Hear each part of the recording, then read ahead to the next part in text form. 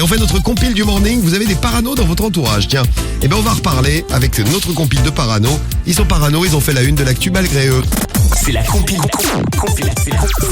du morning de Diffoul sur Skyrock.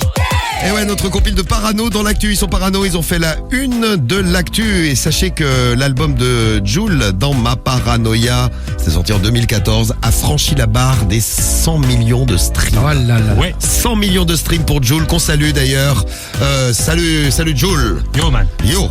Allez, on est en mode organisé nous aussi tous les matins et on commence par la place numéro 3 de la compile. Numéro 3. Et direction Pau, donc on reste en France pour la place numéro 3 de notre compile. Un homme qui a été condamné à 2 mois de prison ferme. La raison, eh bien, il a saccagé un cabinet d'avocats. Alors vous allez me dire, ouais, il est en colère, les avocats l'ont mal défendu. Un peu en colère, oui. Il y a eu quelque chose. Eh ben non, en fait, c'était un parano. Il était persuadé qu'il était victime d'un complot de la part de son ancien employeur et de ses collègues. Complotiste, je les adore. Voilà. Et donc, dans sa tête, j'ai bien dit dans sa tête, eh bien, son ancien employeur et ses collègues l'auraient traîné au prud'homme. Sauf que non, en fait, son CDD n'avait juste pas été renouvelé et qu'il n'y a jamais eu de procédure. Donc, le mec a saccagé un cabinet d'avocats qu'il n'était même pas au courant de son existence. Voilà, ils devaient être contents les avocats. C'est grave.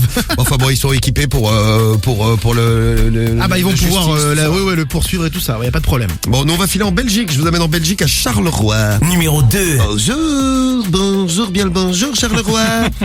Alors, qu'est-ce qui s'est passé? Ah oui, c'est un homme qui était tellement jaloux et parano en plus, qu'il a planqué un petit enregistreur dans le sac à main de sa femme pour savoir ce qui se passait. Ensuite, il écoutait les enregistrements et demandait des comptes à son épouse sur ses activités pour voir si elle ne mentait pas. Vous savez, il prêchait le faux pour savoir le vrai. Bon, il a fait la même chose ensuite en dissimulant un enregistreur dans le sac à dos de son fils. Ah ouais, en plus son fils. Et alors là, pas de chance, parce qu'il a pu entendre les ébats sexuels de son fils. Oh putain. Et oui. Et donc, la famille a porté plainte, sa femme a porté plainte, le fils a porté plainte. Il s'est défendu de vouloir entendre les ébats sexuels de son fils. Bon, il les avait quand même entendus. Ça lui a coûté cher. Ça lui a coûté un suivi psychologique obligatoire. Ça, c'est bien. Oui. Ça, je pense qu'ils ont bien fait. Ils ont bien fait. Et puis 2 ans de prison avec sursis. Ah quand même. On m'écoute pas avec l'espionnage en Belgique. Ah grave. Bonjour.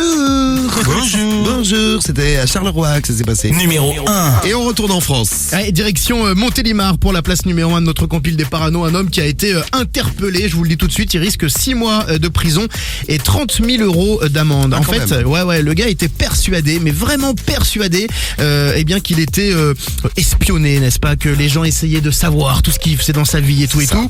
Donc en fait, eh ben, il s'est équipé sur le darknet d'un brouilleur de fréquences. Sauf que ça a rendu complètement les gens fous dans le centre-ville. Si t'habites à côté, oui. Voilà, ses voisins, etc. Plus personne ne pouvait passer un coup de fil avec le portable, ça ne marchait plus. Ah, le ouf. Il y a eu une enquête technique qui a duré plusieurs semaines et finalement donc il a été démasqué. Il a dit donc aux policiers qu'il était sûr, qu'il était d'ailleurs espionné. Mais c'est sûr, c'est sûr. Ah c'est certain. Ouais, je pense qu'il a une puce en lui aussi, non? C'est ça? Oui, qu'il a été enlevé par des extraterrestres qui voulaient faire des expériences. C'est ça, des expériences sur le monsieur là. Voilà. Sur le cerveau, il peut faire des expériences.